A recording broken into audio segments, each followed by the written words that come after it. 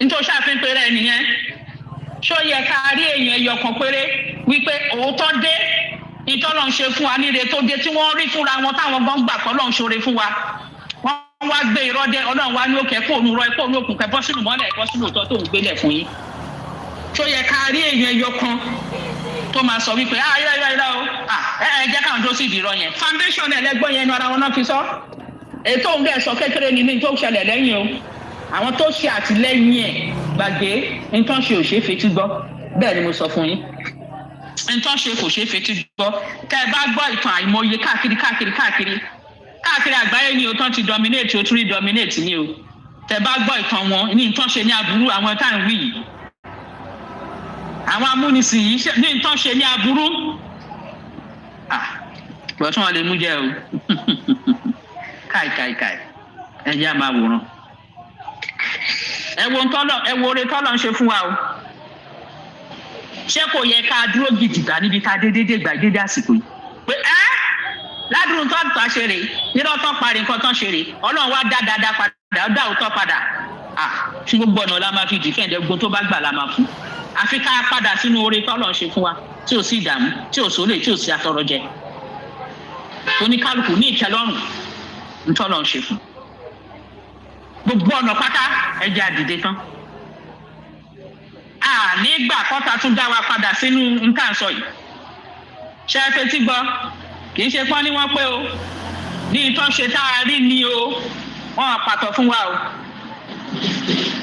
wọ́n pa ìtàn fún wa à ń rí báyìí a rí lójúkorojú ni àtúbọ̀tán kan tán ṣe a rí lójúkorojú ni ẹ jẹ́ ká dúró o pé oore tọ́lọ̀ ń ṣe fún wa ká rí gbà 25 yìí kò sí olúwẹ̀ kò sí nǹkan náà ìnẹ́wùnà nẹ́tàn dáńdẹ́ tó lè dàrú tó lè bàjẹ́ nítorí ọlọ́run ló ṣe é tá a bá rí àwọn wèrè kan àbí tí orí wọn yàbí tán sí wípà pé àwọn fẹ́ jẹ́ kí ni bá kí ni jẹ́ ẹ jẹ́ kí gbogbo wa ọmọdé àgbà arúgbó wa ọkùnrin obìnrin wa ó yá ká dìde pé eléyìí sẹ́ kò yí padà káyé máa fi parẹ́ oore tọ́lọ̀ ń ṣe fún wa èyí tó gbé kalẹ̀ fún wa tó fi lé wa lọ́wọ́ yìí tó ti ṣàlàyé fún wa yìí tá a ti rí páwọn míì tiẹ̀ ń lò nínú blueprint wa sure kò sẹ́ni tó fẹ́ yí padà o a máa oore yẹn láti tẹ̀ wá lọ́wọ́ ẹja ní ìyẹn sọ́kàn ó ti di dandan bí tá a dé yìí tá a bá rí nǹkan kí n kà bo nǹkan tó lóun fẹ́ disturb ẹ̀ ní ráwọn tá a wá mọ́ o bó ṣe wà nìyẹn ẹja fi sọ́kàn bẹ́ẹ̀ ẹja dúró tán ẹja dìde tán ẹ wò ó sì ẹ wo gbogbo tán gbé sílẹ̀ mo ṣe túbọ̀ ṣàlàyé lórí o ṣe ti rí ìpínlẹ̀ ṣe ti rí foundation ẹ̀ tó túmọ̀ sí nǹkan gbé kalẹ̀ nìyẹn nǹkan dẹ̀ fẹ́ ká nìyẹn wọ́n bá wọn tẹ̀ ní bá tiwa jẹ́ wọ́n bá tara wọn jẹ́ sẹ́rí ẹ lọ ka o ẹ tún lọ wo ìtumọ̀ ìjìnlẹ̀ nínú tí yẹn sọ o ẹni tó ń wá sọ kéré sí nǹkan ṣe o ẹ lọ wo ó kéré o sí nǹkan ṣe àbí kí ló kù ṣé èèyàn yẹn ẹ jẹ́ èèyàn mọ́ ni nígbà tẹ́ ẹ bá mọ ìtàn yín ẹ mọ culture yín ẹ mọ èdè yín ẹ mọ kankan yín wọ́n ti finish yín pa wọ́n láwọn fi yín sí ibi táwọn fẹ́ kẹ́ wà nínú òṣìṣẹ́ nínú oko ẹrú nínú òkùnkùn ẹ mọ kankan wọ́n ti ṣe illusion fún wọ́n ti replace gbogbo ẹ̀ fún yín irọ́ táwọn gbé ilé yín lọ́wọ́ òun lẹ́yìn wá ń pè lóòótọ́ ṣáà pẹ́ sọnù pátápátá ẹ jìnnà sóòótọ́ ẹ jìnnà sí tó jẹ́ ti yín ẹ jìnnà sóore tọ́lọ́ ń ṣe fún yín wọ́n sọ yín nù ọlọ́run wá rí ó wá ló yá ẹ bẹ̀rẹ̀ oore yín ẹ̀yin kan wá ní kíni ẹni ibi tán fi yín sí ibi irọ́ yẹn ibi illusion ibi ètekéte tán fi yín sí tẹ́ ẹ fojú ara yín rẹ níbẹ̀ lẹ fẹ́ wà ẹ ti parun ẹ má ta ayẹ ẹ lè dènà IYP ọlọ́run ló ṣoore fún wa òun ló dá wa padà sínú àánú ẹ̀ tó tún sọ fún wa pé oore tọ̀tẹ̀ ó máa greater than before ẹ̀yin kan wá ní kíni àkílódé ẹ wo orú arrangement tán ṣe yẹn ẹ lọ béèrè láwọn àwọn tó wà ní Not a Nation tẹ bá rí nǹkan burúkú tán náà ti tò kalẹ̀ fún wọn fún 26 tẹ bá rí adúrú nǹkan burúkú tán náà tò wọ́n fẹ́ wipe out of existence ni wọ́n fẹ́ wipe wọn out ni àbígbà tí ò sí kankan wọn ò rọ́jà tà wọn ò rówó ṣe wọn ò rí iṣẹ́ wọn ò rí kankan ẹ wá ní contacts wọn pakú gbogbo tó bá ń ṣe ní contacts ṣé wọn ò tax out of existence nìyẹn torí èrè kan jẹ tẹ́lẹ̀ kò tó nǹkan kan èrè kan kò tó nǹkan kan èrè tí ò tó nǹkan kan ètò ní kan tún yọ nínú ẹ̀ again nínú èrè tí ò tó nǹkan kan wọn ò rí jẹ dáadáa mọ́ o wọn ò rí mu dáadáa mọ́ o wọn ò rí nǹkan kan ṣe dáadáa mọ́ o èrè tán tún ní kékeré tán tún ẹ tún ní kán tún yọ nínú ẹ̀ kí nìyẹn túmọ̀ sí wipe them out. ṣé tí wọ́n torí ẹ̀ ṣe kọ́ yẹn ṣe bí ẹgbọ́n tó sọ irọ́ ni òótọ́ ni gbogbo àṣàrí àbí ìgbé ayé tiwa là ń gbé sí ní ṣé bí támúnisìn gbé sílẹ̀ ní gbogbo ẹ̀ pátá òun ló tẹ̀ bẹ́ẹ̀ ní sójà òun ló ní gbogbo àǹfọ̀sísí òun ló ní òun ló gbé kalẹ̀ gbogbo judicial system òun ló gbé kalẹ̀ banking ni o finance ni o education gbogbo ẹ̀ ló gbé kalẹ̀ ṣe bẹ́ẹ̀ gbọ́n tó sọ ó ní ẹ kọ́kọ́ yọ educational system wọn kúrò gbogbo ẹ̀ tó gbé wá rèé o nursery kìíní kan primary kìíní kan gbogbo ẹ̀ system tó gbé kalẹ̀ òun ló ní àbíta ló ní nínú ìran wa ẹ kọ́rúkọ ẹ̀ jáde ṣé bí nǹkan láwọn fẹ́ ṣe náà ṣe tí àwọn míì ò ro àròjinlẹ̀ kán mọ oore tọ́lọ̀ ń ṣe kán gbúrò pé àánú la rí gbà ẹ̀ wá ní tí ọ̀tá gbé kalẹ̀ kò ní ṣẹlẹ̀ ní diy yìí ó ti tán ọlọ́run ti ṣoore tàwa fáwa láíláí láíláí.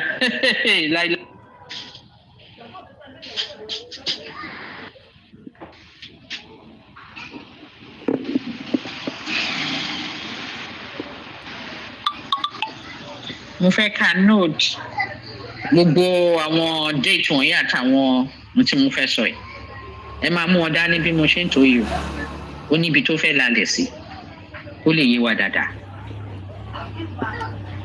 400 years wọ́n fi ṣe owó oko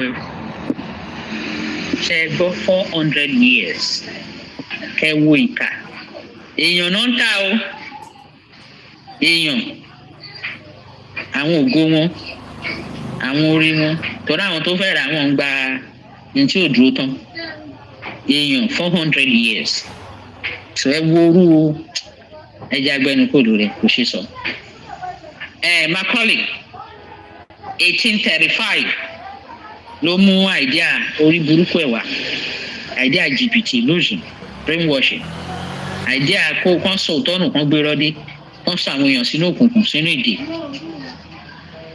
1835 ni Macaulay ló sọ̀rọ̀ ló mú àìdíà wá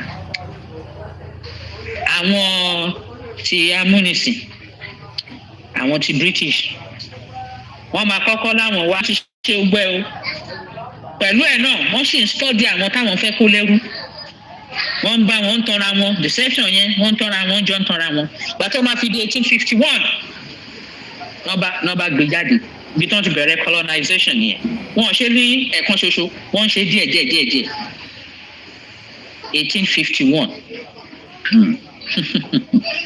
lámúnisìn bẹ̀rẹ̀ wọ́n ṣe díẹ̀ wọ́n ṣe lẹ́ẹ̀kan náà gbogbo ibi tí wọ́n ń pè ní not a nation tán kó jọ yẹn wọn kì í ṣe pé ẹ̀kan ni wọ́n sọ wọ́n dẹrú irọ́ o wọ́n mú wọn díẹ̀ ironically ọ̀dọ̀ indigenous Yorùbá people náà ti bẹ̀rẹ̀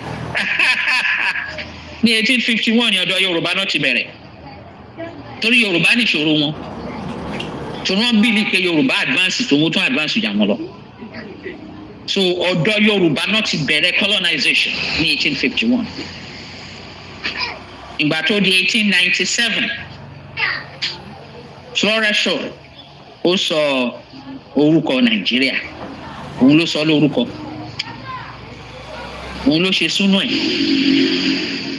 so ṣé ẹni tó sọ orúkọ ní 1897 ṣé òun ló ṣẹ̀ṣẹ̀ dá ìlú yẹn lẹ̀ ṣe bí tó bá ń bẹ̀ ló sọ lórúkọ àbí ṣe bí tó bá ń bẹ̀ which means pé àwọn ẹ̀yà kan ti wà ń bẹ̀ ìran kan ti wà ń bẹ̀ lóríṣiríṣi àkókò ẹ̀ táwọn sọ lórúkọ torí wọ́n ń pè óngùn àwọn kan ní wọ́n ta Royal Niger kan ni so fún yín láti sọ wípé wọ́n tà á ṣe mọ̀ pé òwò nìyẹn ṣe mọ̀ pé òwò náà gbé wá kan tó wá gbé amúnisìn wá ṣẹ́tìrí so bọ́tọ̀ Royal Niger ó ní bó ṣe lọ àṣírí yẹn wà lọ́tọ̀ ọ̀tọ̀ ni bọ́tọ̀ amúnisìn náà ṣì náà ni under amúnisìn ni because ibo ni ìwọ wà ó ṣáà níbi tí ìlú tiẹ̀ wà ó níbi tọ́lọ̀ ń dá ẹ sí tó wá sílùú onílùú sí ẹ̀yà tó ń ṣe tiẹ̀ tó wá ń sọ pé òun claim òun rà òun tà ń bẹ̀.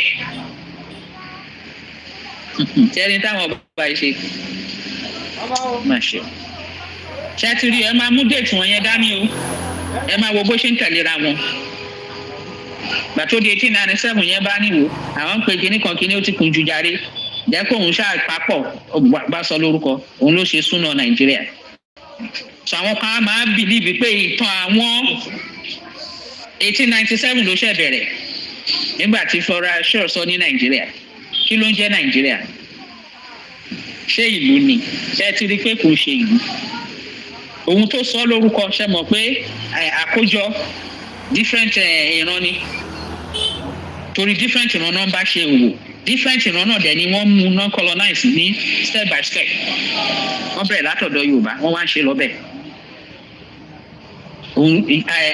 àìní ẹnu àpapọ̀ unity láàrin àwọn Yorùbá òun nìyẹn òun ló jẹ́ kán mú wọn wọ́n ṣe mú wọn nìyẹn lẹ́yọ̀lẹ́yọ̀ tán kó wọn sí ibi inú pápẹ́ tán fẹ́ kó wọn sí inú jíní bọ́tù tán fẹ́ kó gbogbo anybody sí. ṣẹ́tìrì ìgbà tí wọ́n máa ṣe tí wọ́n máa pín kalẹ̀ ní tí Macaulay ti sọ ní 1835 òun náà lò ṣe bẹ́ẹ̀ gbọ́ káwọn kọ́ wọn lè gbẹ̀yìn káwọn ṣe gbẹ̀ káwọn lè truly dominate wọ́n bá bẹ̀rẹ̀ domination yẹn 1851 pẹ̀lú àwọn nǹkan ogun tán ní which tán ta fèkì ẹ̀ fún àwọn ọba yẹn gbà yẹn tí wọ́n gángan tán bẹ̀rẹ̀ sí gbédé láti fi wá gba ilẹ̀ onílẹ̀ adigunjalè nìyẹn náà ajagunbalẹ̀ nìyẹn adigunjalè ajagunbalẹ̀ olè ọ̀daràn òun nìyẹn gbàgbé bọ̀tí nítorí tí wọ́n ní superior weaponry tán ní pẹ̀lú vicinity tó wà láàrin àwọn tí wọ́n fẹ́ lọ bá pẹ̀lú àwọn enemies within tán ń lò collaborators ṣe rí pé ọwọ́ kan ni wọ́n bá mu wọ́n ṣàǹkó wọ́n kó jọ so ìgbà tán wá rí pé àkójọ táwọn ṣe tán pè ní northern and southern wọ́n wá wò pé wò wàhálà yẹn fẹ́ pọ̀ jàre ilé ìlówó. má bínú o gbogbo lé mo kí o mo kí àwọn ọmọ lọ́dí àwọn ọmọ ológun mo kí àwọn ọmọ DRY mo kí àwọn IYP indigenous Yorùbá people mo kí gbogbo wa o ẹ kú ìyálẹ̀ ta o káàárọ̀ káàsán kúrò lẹ́ka lẹ́ gẹ́gẹ́ bí àkókò bí tẹ́ bá tí ń wò wá tẹ́ tí ń gbọ́ wa Ondo TV Yorùbá Talk Show ló ń kí gbogbo wa mo kí gbogbo wa o pé àpò ojú lọ́nà àdẹ̀ pípalẹ̀ mọ́ láìpẹ́ láì jìnnà mo mọ̀ pé ìpè náà máa dún tí gbé bá dẹ̀ ti dún wọn ní fẹ́ẹ́ kankan ṣàwátì ní wa láṣẹ ìjùmọ̀ rẹ̀ àwọn ní gbọ́kùn yín lójijì o ní bàbá mi màmá mi nílé mo kí o ṣe mo dúpẹ́ o mo kí ọba àwọn ọba mo kí kìnìún ẹ̀yà Júdà àdàgbà má pààrọ̀ oyè arúgbó ọjọ́ ọba tí ń jẹ́ ẹ̀rín ni má ṣe bẹ̀rù ọ̀kan ṣoṣo àjànàkú tí mi gbó kìjikìji kí ọba àwọn ọba o ọba tó pe màmá wa tó rán wọn níṣẹ́ màmá tó ṣe fún ọgbọ̀n náà màmá ìyá àgbà adúláwọ̀ ìyá rẹ̀ ràn ló bá dé gbogbo ilẹ̀ Yorùbá àmọ́ tí wọ́n tó máa ń tún ká níbi tí wọ́n gbé dáná ọ̀rọ̀ àmọ́ olóore o ọba ọmọ Yorùbá àmọ́ olóore o ṣé mo dúpẹ́ màmá àmọ́ olóore o ẹ máa tẹ̀síwájú o kò ní sun yín kò ní rẹ̀ yín màmá mi gbogbo ẹ̀yin màmá dáadáa nulẹ̀ ṣé mo dúpẹ́ o màmá mi Akeem Jimoh màmá mi Mary Tinubu màmá mi Kẹlẹmọlápẹ́ Àjí màmá mi Gbémisọ́lá Ògúngbèmí bàbá mi Babátúndé Marcus Ìjìnlẹ̀ bàbá mi Bámòfin Mokin bàbá mi Ọmọlọ́rá ṣé mo dúpẹ́ màmá mi Rhoda Ògúndùnmí ṣé mo dúpẹ́ o gbogbo ẹ̀yin bàbá Tawan of London Ọlámilẹ́niọ̀ màmá mi Yaniwúrà màmá mi Búsìrà àtẹ̀ṣe mo dúpẹ́ o onímọ̀ṣẹ́ onímọ̀ya ọláṣẹ Olódùmarè o ẹ̀yin tẹ́ ń bá ṣe tẹ́ ń bá like tẹ́ ń bá lọ tẹ́ ń bá subscribe ẹ ṣé mo dúpẹ́ láṣẹ Olódùmarè gbogbo yín pátá a máa jọ yọ ayọ̀ òmìnira láìpẹ́ láì jìnnà mo mọ̀ pé ìpè máa dún láìpẹ́ láì jìnnà pẹ̀lú ògo Ọlọ́run ṣé mo dúpẹ́ o ọkàn fẹ́ ẹ jọ̀ọ́ ẹ má bínú ẹ jẹ́ ká sáré gbọ́ fọ́nrán yìí kí ẹ lè mọ ohun tí ọlọ́lá jùlọ màmá Adúmọ̀rípọ̀ Ọlá Onítìrí Abọ́lá ń bá wa sọ. Ìbùkún ni fún orílẹ̀-èdè olómìnira tààtà ti Yorùbá. Ìbùkún ni fún bàbá Mobọ́lájí Ọláwálé Akínlá Ọmọkọrẹ́. Ìbùkún ni fún àwa RYP indigenous Yorùbá people, ojúlówó bíbí ọmọ Yorùbá. Ìbùkún ni fún gbogbo àwọn tá a dúró tán ní ìrìn àjò yìí láṣẹ Èdùmàrè. Gbogbo apáta la máa jọ yọ ayọ̀ òmìnira àwọn kankan ṣàwátì inú wa o. Ṣé mo dúpẹ́ ẹ jẹ́ ká sáré gbọ́ fún ọ̀rọ̀ yẹn má bínú, ẹ jẹ́ ká sáré gbọ́ kò tí màmá ń sọ. Okay, this is important from Africa. I said Nigeria was sold for £865,000 by George Goody. A lot of people went bizarre. They say, "Can't quiet. You are barely 20. How can you be telling us a history of 1800? They say, "Can't quiet." Nigeria was amalgamated in 1914. How come Nigeria was sold in 1800 and 1900? You are joking. But listen, let me educate you because I can see that you are perplexed. Pay attention. Yes, there was no such thing as Nigeria before 1914. Okay? When Lord Lugard amalgamated the southern and the northern protectorate. But listen, that does not mean that the entities, the territories, and the sovereignties that make up Nigeria today did not exist. You have to understand that Nigeria did not fall from the sky. No, it has always existed. Amalgamation is just a ceremony. Now, let me explain vividly on what the term Nigeria being sold for £865,000 actually mean. Pay attention. Listen carefully. Pay scrupulous attention.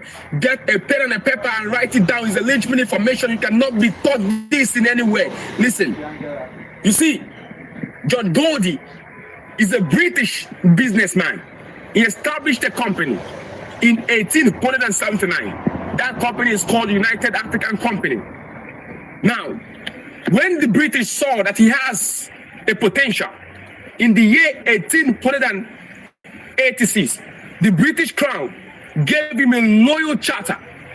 Who gave him that loyal charter? The British Crown. What does the Crown represent? The Crown represents who? It represents Queen Victoria.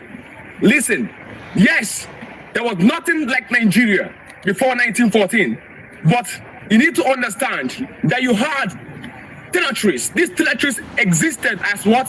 Empires, as kingdoms, as protectorates. Like you have the Sokoto Caliphate, Ndi Igbo, the Bini Kingdom, the Oyo Empire, the Boni Kingdom, the Opobo Kingdom, and the rest of it. Listen, we're heading somewhere. I've established for you that this territory, this sovereignty, this entity that existed before 1914, that has been established. Now, George Goldie, I've told you about the company he created in 1879. I've told you he was given what? Royal Charter. In which year? 1886. Pay attention to paint more picture for you. It was after he was given this Royal Charter, he was also given military assistance to collect taxes from kingdoms and sovereignties along the river Niger. It was after this that he moved to collect taxes from kingdoms along the Niger who were trading in palm oil. Why do you think that King Jaja was arrested in 1887? This royal charter was given in 1886. It was then that King Jaja of Opobo was arrested by Harry Johnston. Because what? A royal charter has been given to who? To the Royal Niger Company. It was after that charter was given to United African Company owned by George Goldie that it was renamed to Niger Royal Company. Because royal charter has been given to it. We are heading somewhere. Follow me carefully. Pay attention. Now, in the year 1899/1900, the British approached George Goldie to buy that company. After, in the next video, I will tell you what really conspired before they buy that company. Just know that the company was bought for how much? £865,000. Now, you will argue, is it Nigeria that was bought or is it a company? Listen, what George Goldie sold to Britain was what? An administrative trading right, a handover of control and authority of the land and resources of the people that will later constitute what is known today as Nigeria. A handover. of resources, an administrative trading right. Now, when someone trades your resources and your land, what is that called? It's a purchase without you knowing, because as long as they were consigned, this company represented what we become as Nigeria. That was why immediately after this purchase was made, the British moved into Nigeria with full force. You cannot ignore the events that led to 1914 and only talk about 1914. That will be ignorance on a platter of gold, and that gold is not worth looking at. You have to understand that the Western Igbo of the Anioma people have been fighting the British in the Kumeku War since 1883. The war ended in 1914. It was the amalgamation that ended the Kumeku War. Now, when the British had the authority, they have gotten the company that controlled the resources in the Niger. And that's what they needed. They needed to control the Niger because they were controlling the north as early as 1900. I told you in my previous teaching that on the 13th of March, 1903, British soldiers marched into Sokoto Caliphate. That was when Muhammad Atahiru I fled into what? Bumi. They caught him and hid him in Bumi. They took over. The indirectly was flourishing in the north. Now they have gotten the business in the south, west, and the southeast. Lagos was under their control. Why? Because indirectly could not flourish in the east. It had failed in the west, worked in the north, and now they have gotten the businesses that they need. They are now in control. You think amalgamation would have happened if the Britain did not get the lands and the territories and the resources that they needed? No. It is this structure, this formation, this bringing together of different kingdoms, empires, and entities and protectorates that enabled them to amalgamate the northern and the southern protectorates for one as protective interest. You have to understand that the amalgamation was just a ceremony. Before the amalgamation in 1914, the securing of resources and lands have already happened.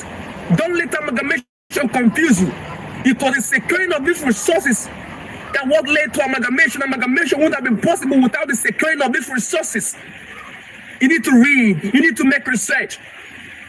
These are books. This is the Nigerian Revolution and the Biafran War. This is written by Zandama Adebo in the year. This book was bought in the year 1981. 1981. These are books. These are the roots. Request for book I will give you for free. Okay? So you can learn and stop arguing blindly.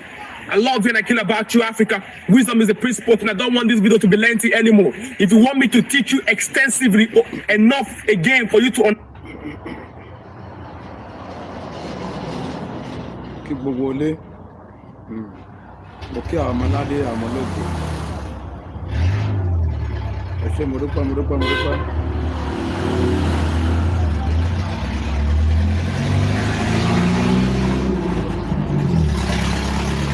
alábìínú mo fẹ́ kí òye tí màmá ń sọ ọlọ́lá jùlọ mo dúpẹ́ ọlọ́run ní ìṣẹ̀nàbọ́lá mo fẹ́ kí òye ẹ̀ yé wa dáadáa torí pé ó ṣe pàtàkì ẹ jẹ́ má bá wa pín ẹ má bá ṣe má bá like ẹ má bá lọ ẹ má bá subscribe ẹ má bá thumb up ṣe mo dúpẹ́ Ondo TV Yorùbá Talk Show ló ń kí wa. education ẹ pààrọ̀ ẹ gbogbo nǹkan ẹ pààrọ̀ ẹ ṣe àwọn kó sọ abẹ́ gbàgbé ẹ tún lọ kà ó ẹ ká tó sọ. So gbogbo nǹkan tá a lè fi dára wa mọ̀ tá a lè fi mọ̀ pé ìran báyìí ni wá ẹ̀yà báyìí ni wá ìwà wọn bá wá ìpẹ́ out wọn delete ẹ̀ wọn bá gbé tiwọn sí ní tó sọ pé so àwọn agbọ́dẹ̀ gbé sí yẹn wọ́n ń ṣe bí ẹni pé ó dágbọ́n ó ṣe ibi táwọn elite ti ríṣẹ́ ṣe nìyẹn ibi tó ti gbé contract fáwọn elite nìyẹn àwọn yẹn ló gba contract yẹn alákọ̀wé ajẹ bọ́tà ọlọ́run kò ṣàánú àwọn náà bẹ́tà àwọn náà ṣe àwọn náà mọ ẹ mọ irọ́ ṣe mọ̀ pé illusion ni ṣe mọ̀ pé n tó gbé wá irọ́ ni a ti lọ ka ọ̀rọ̀ Macaulay o ẹ̀yin elite ẹ lọ ka o ṣe mọ̀ pé ó ní òun máa fi irọ́ replace òótọ́ ni ó ní ẹgbà òótọ́ lọ́wọ́ wọn kẹ́ fi irọ́ replace ó máa jọ wọn lójú ṣe rí pé ẹ̀yin elite ẹni tó lò fún yín bẹ̀ yẹn illusion tó gbé wá tó fi replace òótọ́ fún ìran wa ṣe ti rí pé ọ̀dọ̀ yín ló ẹ̀yin ni contractor ẹ̀yin ló lò apart from polo enemies within ẹ̀yin ò mọ̀ ó lò yìí torí tó gbé kalẹ̀ tá a fi pé ó dájú ti ọ̀dọ̀ wa lọ ẹ̀yin lẹ lò ẹ̀yin lẹ ṣe iṣẹ́ yẹn o torí ẹ̀yin lẹ̀ ní sọ èdè o ẹ ti róyìnbó ti fòyìnbó replace èdè yín o àmà gbọ́ tó bá sọ wọ́n máa nà ẹ́ ní ànàṣẹ́ léṣe ń sọ vernacular ọlọ́run pé ṣáàdú gbogbo oríṣiríṣi nǹkan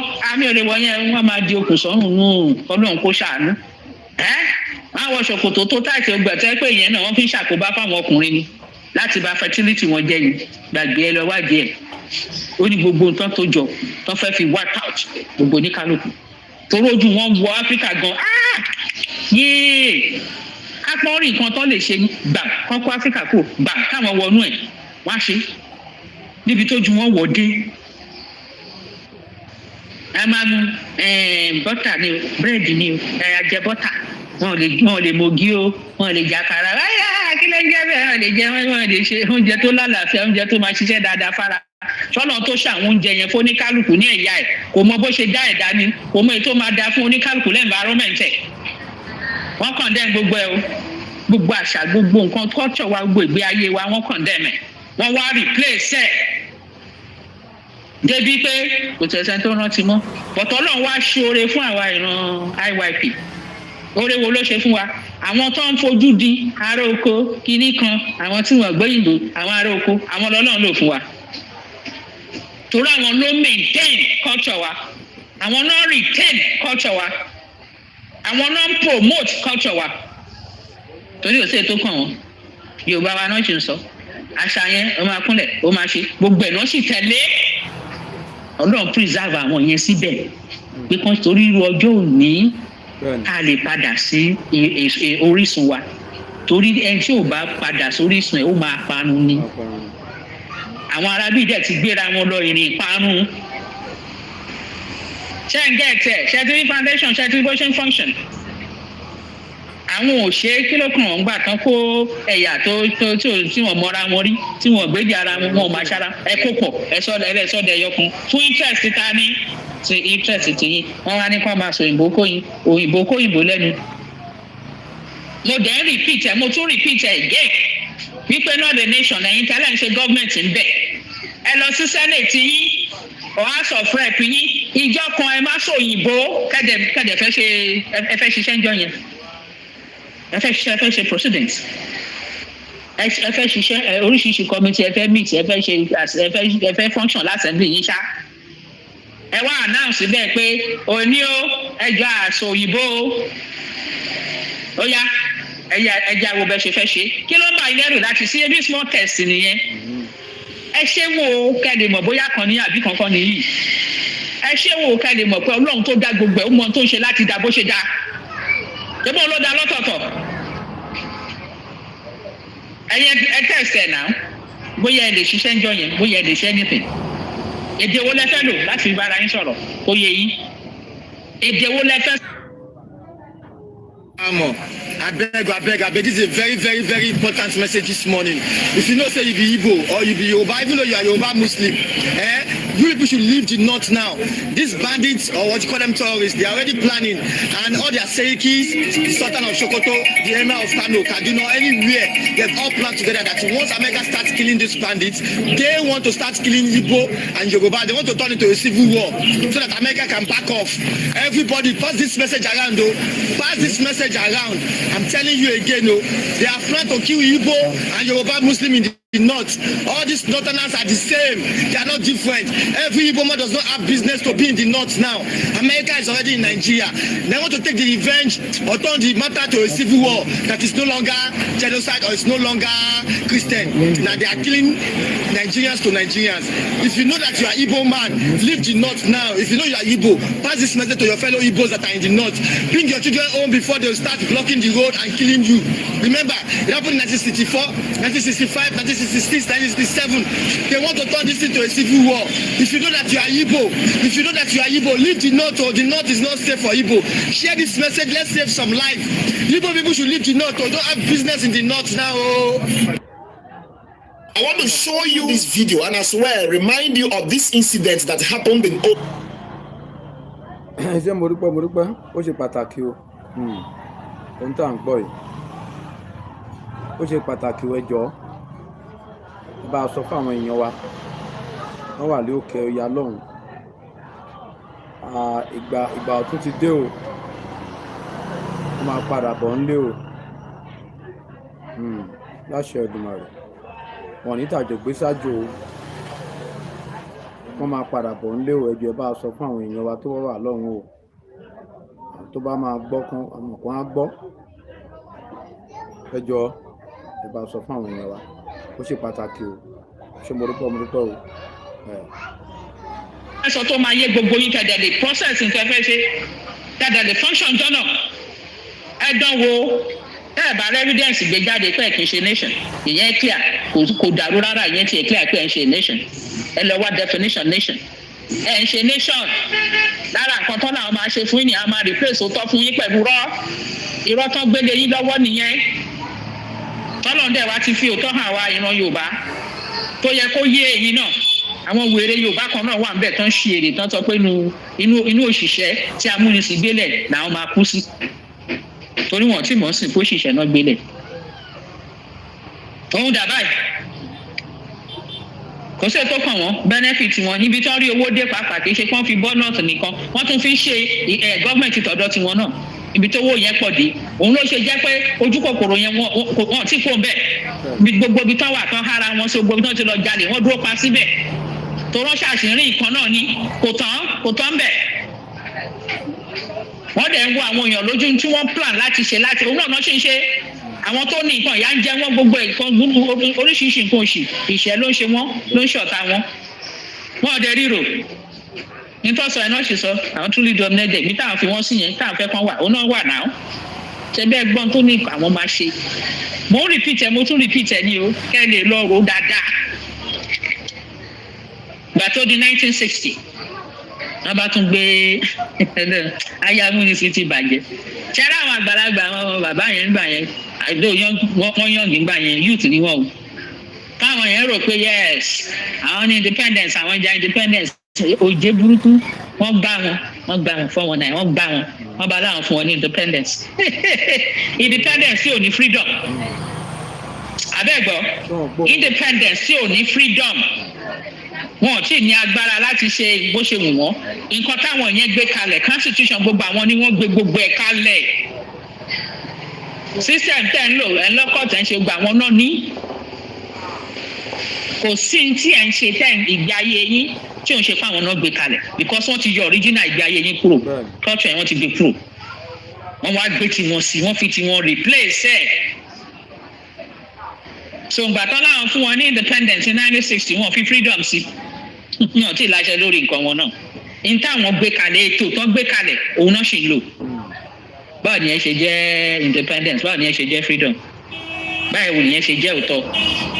Ẹ lọ wò ó ìgbà tó di 2014 amalgamation tán ṣe ìsopọ̀ orí iwájú irun iwájú àti irun ẹ̀yìn tán sopọ̀ orí àtẹsẹ̀ tán sopọ̀. Àwọn fúnra wọn date ẹ̀ tó rán mọ̀ pé kò lè last forever ní táwọn kó jọ ní ẹ̀dá ara wọn kò ṣeé ṣe tọ́lọ́run nìkan ló lè last forever. Wọ́n fi time sí expiration date wọ́n fi sí. Ló bá ti dìgbà báyìí ló bá tán. Àwọn dẹ̀ ti rò pé by then àwọn ti ṣe nǹkan àwọn fẹ́ ṣe tán àwọn máa wá ìpògbọ́n àti inú wọn ní síbẹ̀ mọ́. Wọ́n wá fún 100 years. Àti àwọn tó ń lò àtàwọn enemies within o àti collaborator o àti foreign gbogbo tí wọ́n lò wọ́n máa palẹ̀ mọ́ gbogbo ẹ̀ tó wọ́n fẹ́ wá gbà lójijì ni ojú wọn ti wọ̀ especially side Yorùbá àmọ́ tó dé ojú wọn wọ̀ pakú kọ́lọ́n tó bá wa fọ́ wọn lójú kójú wọn náà yìí. So ìgbà tó di 2014 amalgamation tó ń ṣe ìyẹn ó expire. So wọ́n dé tara wọn pé gbogbo táwọn ṣe àwọn ó ti dá àwọn ẹ̀yin tẹ́ kó àwọn táwọn kó pọ̀ láti máa gba oore wọn láti máa lówó wọn gbogbo ẹ̀ ó expire ó ti tán. So ohun tán fi gbé kalẹ̀ ó ti kú ọ̀bẹ. Initially wọ́n ṣe àwọn fàṣẹ ní máa ń ṣe rẹ̀ èyí tán ti gbé kalẹ̀ ní 1960 tó jẹ́ irọ́ wọ́n ti di agbára wọn kù gbà tó máa expire kò sí ọ̀kan mọ́ ó ti tán. So tó ṣe jẹ́ pé n tán pè ní Nigeria another nation illegality pure illegality ni gbogbo nǹkan tán ṣe ń bẹ̀rẹ̀ sí legal pure illegality ni bẹ́ẹ̀ ni mo sọ fún yín constitution wọn gbogbo illegality ni torí tí ọ̀tá fi replace original ni mi ò tiẹ̀ ní tún débẹ̀ fún yín nígbà tẹ́ bá bẹ̀rẹ̀ tẹ́jọ́ bá bẹ̀rẹ̀ pẹ̀lú yẹn ẹ̀yin mọ̀ tún mọ ogun yẹn mi ò ráyè yín sìn.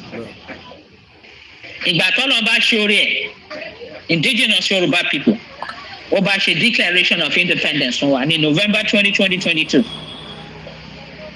declaration of independence pé àwọn ò ṣe mọ́ o àwa ń lọ lé wa o even though I need àti bẹ́ẹ̀ anybody rojọ́ torí sovereign people ni wa apart from being indigenous people apart from using the right of self-determination ẹyọkan yẹn péré làwọn amúnisìn lò láàrin ara wọn right of self-determination ẹyọkan yẹn péré ẹyọkan péré tí wọ́n fi pín káàkiri nìyẹn ṣe mọ̀ pé àwọn náà kóra wọn jọ London oríṣiríṣi empire London oríṣiríṣi gbàtà nǹkan tán kó jọ àwọn yẹn náà sọ pé àwọn òṣèré mọ ó ti tó gẹ́ ẹ dá àwọn padà sí ìran àwọn jàre àwọn ò ní gbà lára tó bí First World War nìyẹn inú ọ́fíìsì náà fáwọn ògbà mọ́ kóníkàkú padà sí ìran ẹ̀ ìgbà tán rí pé ó fẹ́ wò ẹ jẹ́ kóníkàkú padà sí ìran ẹ̀ wọ́n rí pé wọ́n tó gẹrẹ wú kò dúró dáadáa wọ́n fi pé òun ni Hitler ṣe rí ọwọ́ mú ní Second World War gbà tí yẹn lóun fẹ́ expand ìyẹn ó fẹ́ colonize gbogbo wọn náà ní táwọn ọlọ́ṣẹ́ láfíríkà Hitler fẹ́ ṣe fún gbogbo wọn òun náà fẹ́ gbalẹ̀ wọn lọ ra ẹ̀ kó colonize wọn wọ́n gbà ó àwọn dìde tán ní gbogbo ọ̀nà náà fi bàjá wọ́n ja ogun nípa àwọn colonize ta ni expand sí bo láíláí kẹ́rí o ntọ́ lọ́ṣẹ́ láfíríkà náà ṣe fáwọn yẹn náà yarí o bọ̀tán sọ fáwọn ògbà ń tà wọn ó tà wá lọ́rùn ni àwọn fi lọ́wọ́ dẹ̀ tẹ́ wa lọ́rùn àwọn tẹ̀tún ní àwọn collaborators láàrin wa àbẹ́ẹ̀rí nǹkan báyìí àwọn bá yarí yíyarí tán yarí yẹn náà wò pé wò òun náà fi bẹ̀rẹ̀ self-determination àwọn gbọ̀ngàn náà ní self-determination láàrin ara wọn ibi tán ṣe dé gan wọn ò gba èrò wọn ò ní lérò lọ́kàn yìí pé àwọn táwọn mú lẹ́rú sì ń bọ̀ wá lo self-determination because ogun tó jà fún independence self-determination náà lò ẹyọ kan yẹn ni so ẹ wá wo ìran Yorùbá ẹ wá dúró ń ta ní tọ́lọ̀ ń ṣe lóore fún wa so ìgbà tó di 2022 declaration of independence indigenous Yoruba people ọlọ́run mú ó fi lélẹ̀ ó gbé foundation náà sílẹ̀ ó ní iná fèsì náà ó yá ẹ bẹ̀rẹ̀ ní àjọ àti máa lọ́lé ìgbà tó tún di 2022 yẹn náà ní December 18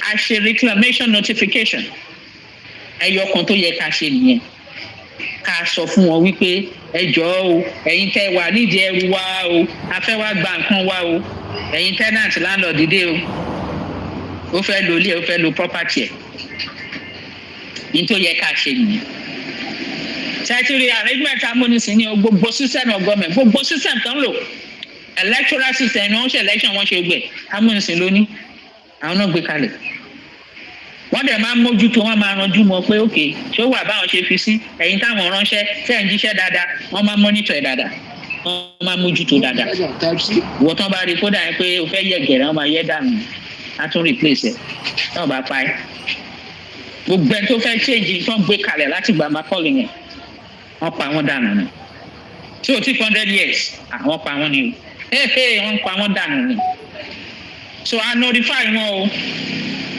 àwọn tán kó síbẹ̀ o àwọn illusion governors o illusion gbogbo ẹ̀ tán kó bẹ̀ o I notify wọn ìgbà tó di April 12 2024 àwa ṣe proclamation ọ̀dẹ̀ àwa proclamation government wa kò sí nǹkan tẹ́ ní láti ṣe yẹn ju pé kẹ́ announce kẹ́ establish ẹ̀ torí a ti ń gbé bọ̀ onírìn àjò oní document oní gbogbo nǹkan tá a ti ń ṣe lóríṣiríṣi ní lẹ́yìn ni o níwájú ni o ní gbogbo ẹ̀ ni o tọ́nà dẹ̀ ń fàṣẹ sí tọ́nà ń ṣe lóore fún wa gbogbo tí mò ń kà yìí o fún indigenous Yorùbá people Ọlọ́run ló bá wa ṣe o kì í ṣe mọ́ wa kì í ṣagbára wa Ọlọ́run ló bá wa ṣe o ìgbà tó di April 12 2024 yẹn náà àwa establish announcement ní proclamation àwa establish government Democratic for Yoruba provisional government tí ó wà headed by Mobọ́lájí Ọláwálé Akínọlá Ọmọkọrẹ a complete process wa ó ti parí as indigenous Yoruba people ti parí àti ṣe gbogbo process yẹn tán kò sí nǹkan mímọ́. But nítorí ọwọ́ tí àwọn yẹn gbé ńgbà yẹn wọ́n rò pé bóyá a máa dá padà pé a fẹ́ jà fẹ́ ṣe wọ́n mọ̀ pé system lọ́nà lẹ́sẹ̀ step by step lọ́nà ṣe fún wa àwò wọn ràn á fi wọ́n lẹ̀ tó rà mọ̀ kán ti ṣe ra wọn. Wọ́n ti ṣe ra wọn torí báwo ni illusion ṣe fẹ́ override sovereignty. Indigenous people ni wá ẹ̀yin tó jẹ́ pé gèdègbè ṣe bóun là ń sọ yìí ẹ lọ́wọ́ ẹ tuntun wo ọ̀tá kójọ ni brainwashing arrangement ni ó kójọ ni. So báwo ni nǹkan tó jẹ́ pé wọ́n ṣẹ̀ṣẹ̀ gbé kalẹ̀ ní 1914 báwo ló ṣe fẹ́ override ìran tó ti wà láti àtètè kan ṣe wá láti beginning of time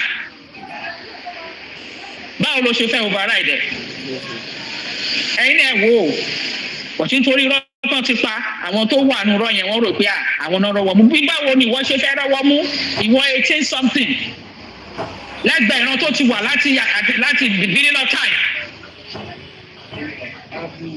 process yẹn complete ní April 12, 2024 bọ̀ nítorí wèrè kan ṣe gbẹ ẹ̀kọ́ tí òye wọn tán ti yí wọn lórí nínú ibi tán fi wọ́n sí Ọlọ́run ní ká ní sọ̀rọ̀ gbàtó di 25 ó ní kò yí padà ẹ máa gba gbogbo tó ń jẹ́ tí possession wa a máa possess ẹ ní 2025 gbogbo tó ń jẹ́ tiwa territory wa tó fún wa ilẹ̀ wa gbogbo nǹkan wa tó fún wa resources wa a máa gbà between 2024 tá a ti ṣe establishment of our government sísìn ó ní iye owó tán ti jí ó ní iye owó tán ti kó ẹ̀dẹ̀ ń kó owó wa ẹ̀ ń gba owó wa lọ́wọ́ àwọn èèyàn wa ẹ̀ ń kó owó resources wa ẹ̀ ń gbé resources wa lódìndín ẹ̀ ló ń tà fáwọn àwọn aráàta fáwọn amúnisìn especially amúnisìn modern latest amúnisìn China tó ń pretend bóun ya yín lówó ó dẹ̀ mọ̀ pé wà demonically corrupt ó mọ̀ pé ìmọ̀ kan tẹ̀ ń ṣe ó ń continuously ya yín lówó so that our lóun wá claim collateral àwa gbalẹ̀ yín modern day imperialist ní wọ China modern day colonialist ní ẹ́ àbí kí ló ń fi gbèsè kí ló ń yá wọn lówó ọkàn yá wọn lówó ọkàn yá wọn lówó fún ó dẹ̀ ń gba collateral so that kò lè wá claim ẹ̀ jẹ́ wàá máa sọ pé ẹ láìkí imperialist ẹ láìkí àwọn kinní kan orúkọ wo wọ́n tiẹ̀ máa ń pè wọ́n yìí ẹ láwọn mo ti gbàgbé o tí n bá ti láìkí nǹkan mi ń fi sórí ẹlẹ́yin kan lẹ wà ní sáìdì pé ẹ láìkí imperialist ẹ láìkí àwọn colonialist ẹ láìkí gbogbo àṣà àwọn west and south àbí north and south ní tẹ̀wọ́ bọ́jú pera wọn ó wà ní àwọn tó lead o tó ní no ẹ láìka ìdí àǹkan táwọn amúnisìn ṣe ó wà ní àwọn tó lead wọ China ìwọ náà dẹ ló ń lọ ṣe yá wọn lówó kó gba collateral wọn láti gbalẹ̀ wọn ṣe pọ́nà ti bínú sí gbogbo yín èyí tí mo sọ fún wọn China ò yí padà bó ṣe rí yẹn kò yí padà àṣẹ Ọlọ́run ni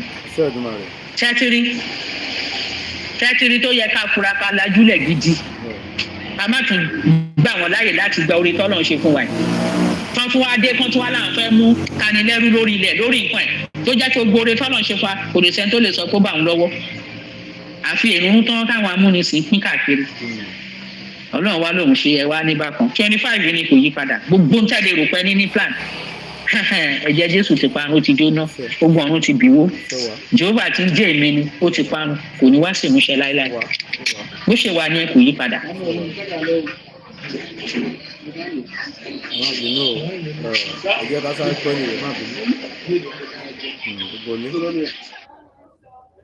Guys, everybody is now confessing the presence of Donald Trump is the beginning of wisdom in Nigeria.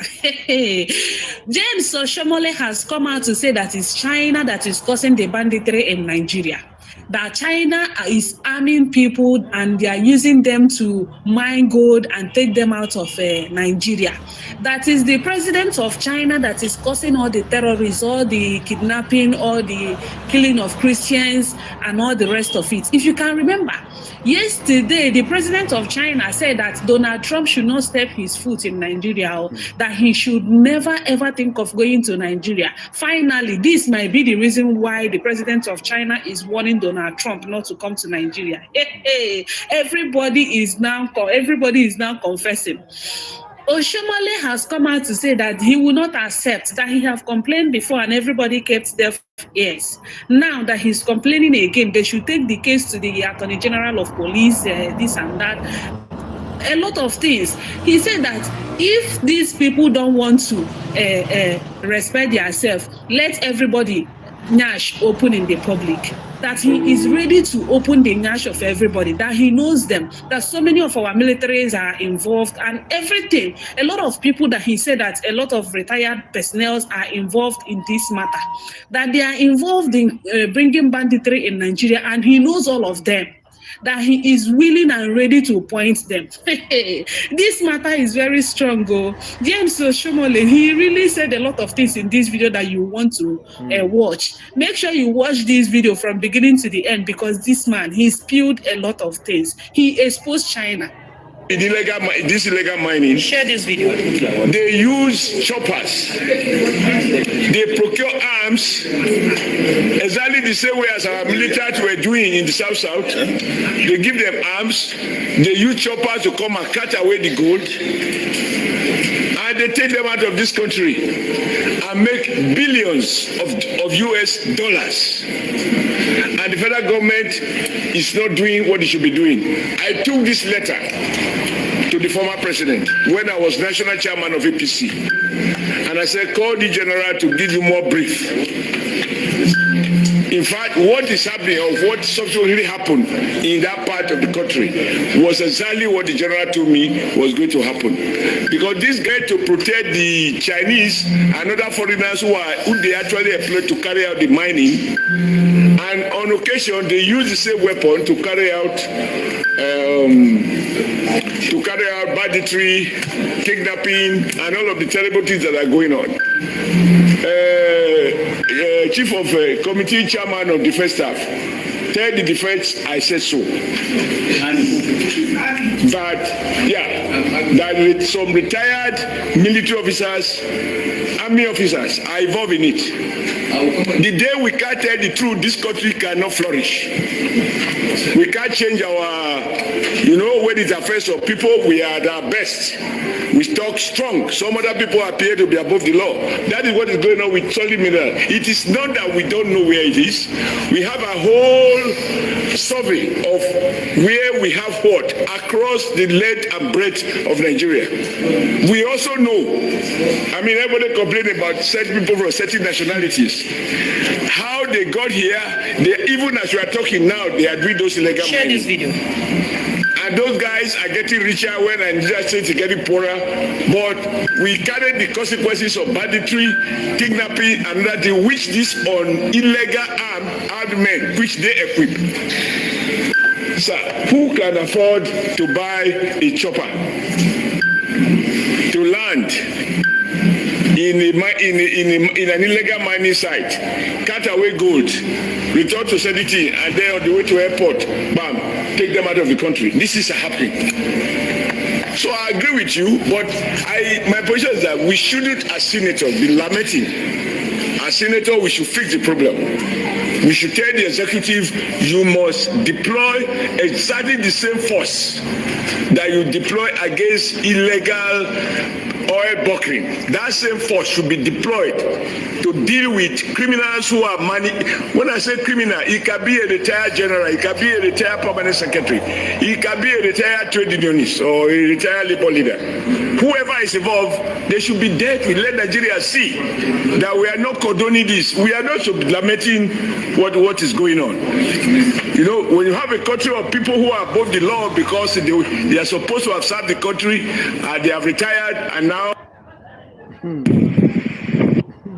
tí gbogbo á ti ń gbọ́ báyìí o, ẹ má bá a pín Ondo TV Yorùbá talk show. Ṣé ti rí iṣẹ́ ibi tó ń ṣe o, tí màmá ń sọ nìyẹn o. Màmá wa lọ́lá jùlọ mo dúpẹ́ ọlá àmísìn abọ́lá, Olúwa tó máa fún yín làákàyè màmá mi. Ẹ ṣé mo dúpẹ́ mà. Olúwa ròyìn lágbára, Olúwa dìn lámùrè. Àdúrà tó bá yóò kò lè wọnú rẹ̀. Ṣé mo dúpẹ́ mà. Gbogbo wa láti ń gbọ́ o. Gbogbo nǹkan tí màmá ń sọ, ṣe rí gbogbo ẹ̀ pátá ló ń wá sí ìmúṣẹ. gbogbo ẹ̀ ló wá sí ìmúṣẹ o.